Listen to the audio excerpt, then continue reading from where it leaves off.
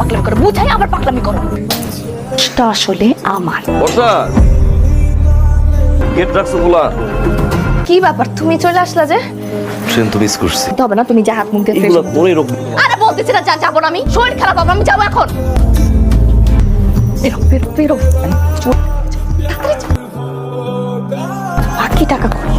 বাকি 5 লাখ টাকা এখানে বর্ষা।